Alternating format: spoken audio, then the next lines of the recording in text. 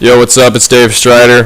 When you're in a Calculus 1 class, it can be really helpful to know easy derivative rules that will help you solve problems really fast. Particularly so that you don't have to use the giant limit expression. That can be a real pain. So I guess to start, a really simple one would be that the derivative of any constant is equal to 0. Let's say you had a function f of x. F of x is equal to any number. Let's say 7. So the derivative of this f prime of x, that would just be equal to 0. So, and it doesn't have to be 7, it can be literally any number. The derivative of pi is 0, the derivative of e is 0, square root 2 is 0, literally any number. As long as it's just the number, derivative of a constant is equal to 0. I guess an explanation for that if you want. So like imagine you had a straight line, and let's say this is the function y is equal to square root 2, I guess, that number.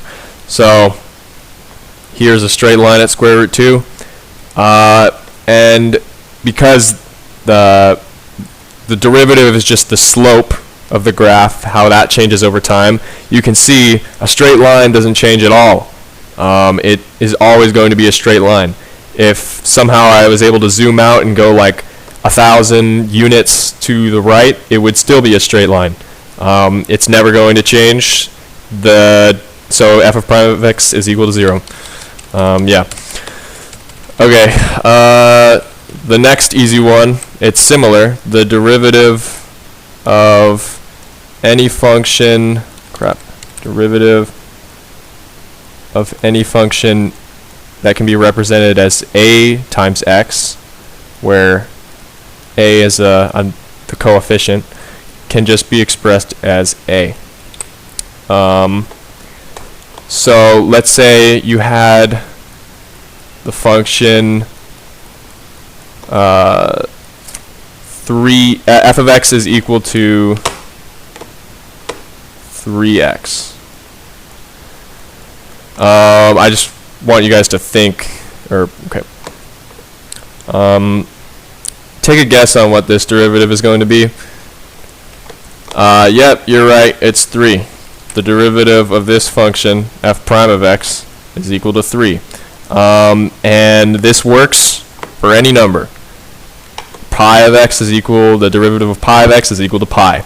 Literally any number. So yeah, pretty easy one. Here's one that's going to be pretty handy. You'll see this one a lot.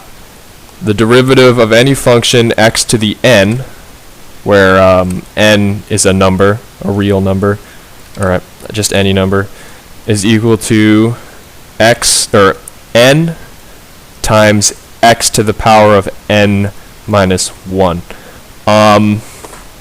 This is a pretty simple one. For example, let's say we had the function x squared. Its derivative would be 2x to the power of 1, which you would just write as 2x. It gets really easy to do this in your head, which can save a lot of time, rather than using the limit formula mentioned previously. So, yeah, this is a very, very important one. You could use this in combination with the coefficient rule. So, for example, if you had 7x to the power of 3. If you wanted to find the derivative of this, what you would do is you would multiply 3 by 7, so 21, and then you'd minus 1 from the 3, so it would be 21x squared, and that's it. That is the derivative.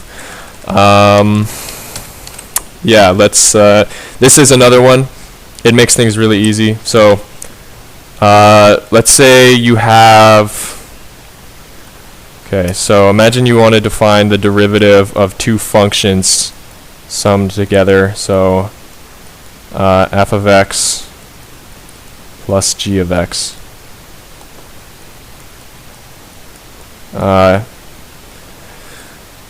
That would be the same thing as finding the derivative of f of x plus the derivative of g of x. This is called the sum rule, and this is just pretty, you can just see this makes things a lot easier. So imagine you had x squared plus 2x as your function, and you were trying to find the derivative of this. The derivative of that would be the same thing as just deriving both of these individually and then summing them together. And so let's say we use the power rule. This is called the power rule. On the first one, that would give you 2x to the power of 1, which is just 2x. And then the derivative of 2x is 2. So the derivative of x squared plus 2x is equal to 2x plus 2.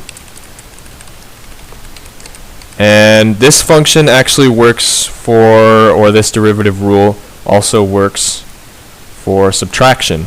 I'll just add a plus minus here. So let's say you had x cubed plus 5, and you were trying to find the derivative of that. The derivative